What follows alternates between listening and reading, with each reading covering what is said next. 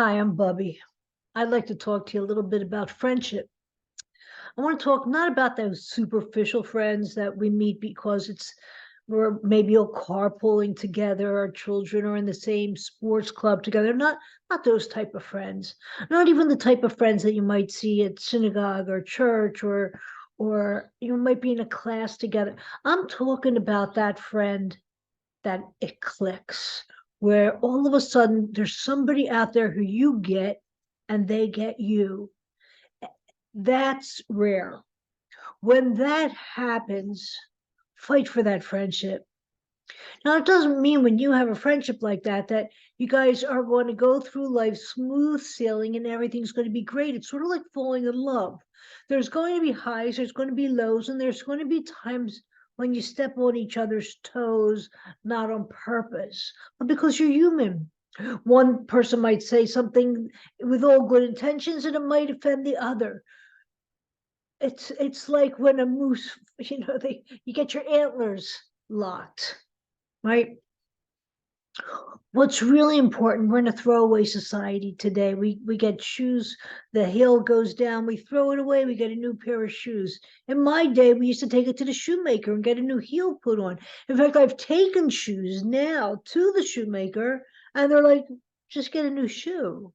I'm like, no, I like this shoe. Just put a heel on. You can't put a heel on this.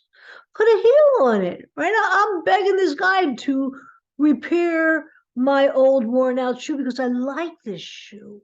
It fits. It has a lot of history, right? That's a good friend. They fit. There's a lot of history, and it doesn't mean that there's not going to be worn out places, right?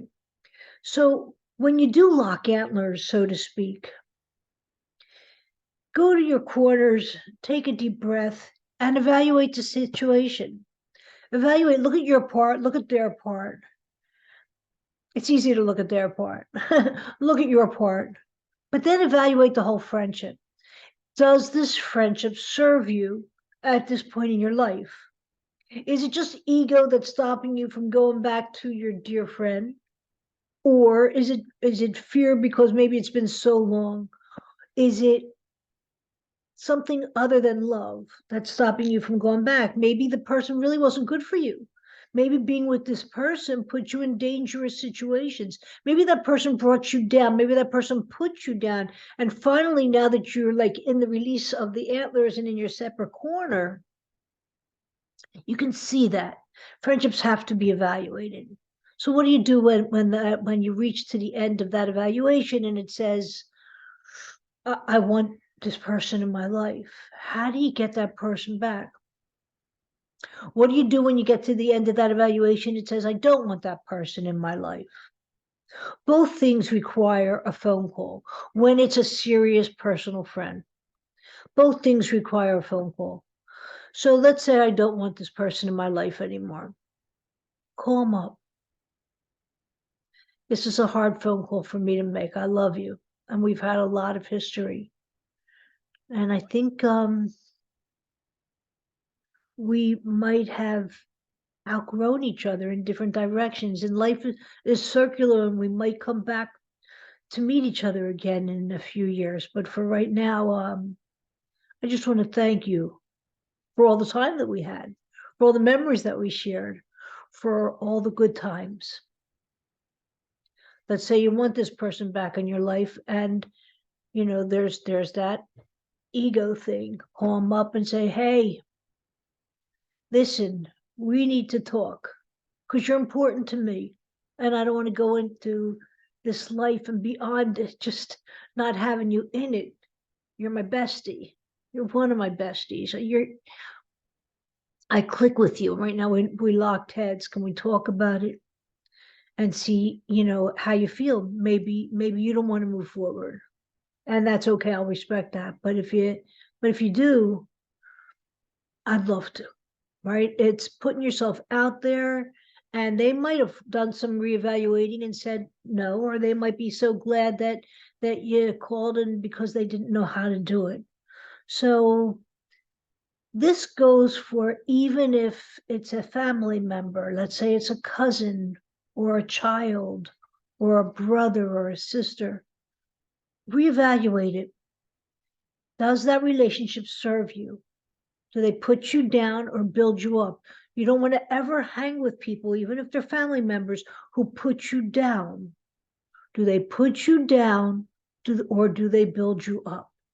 Do they respect you for who you are today, or hold you to the standard that you were when you were at your worst? Because family, friends, they've seen you at your worst. Do they hold you to that standard, or are they proud of your growth and your progress? The ones who are proud of your growth and your progress, they're the ones you want to hang with. Do they want to make you be a mirror image of them? If you don't believe in the same philosophies of them, do they put you down? Do they call you naive? Do they call you stupid?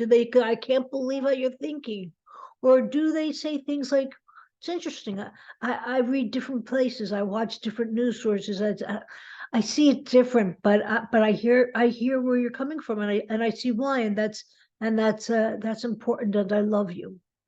Because a lot of times today, politics, which is more than politics, it's like life or death situation today, has torn friendships apart, has torn families apart. And I don't know if it was their goal. I sort of think it might have been, but don't let it.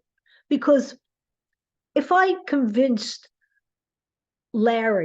cousin Larry, finally to see the political point of view the way I see it, to see the world the way I see it, Larry finally agrees.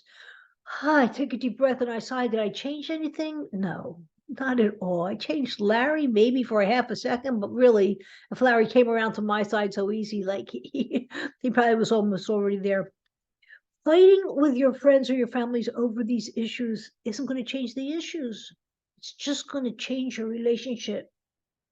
So don't. So don't. If you can have a conversation where you're both open-minded and hear each other, to learn and to grow where the other side's at, then perhaps maybe there'll be some miracles happening. But I doubt it. Anyway, reevaluate your friendships, whether they're family friends or friends. Are they serving you? Are you walking in the same place together, down the same roads?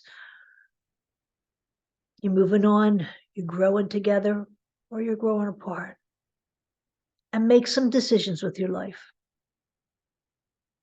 There's no time for energy zappers. No time for it. No time for mood zappers. When you hang up from someone, do you feel better or worse? Do you feel energized? Or do you feel like, oh my God, I need a drink? Which is it? That's your Bubbie Pin for today. Take your life in your own hands. Make your friendships count. Your life counts.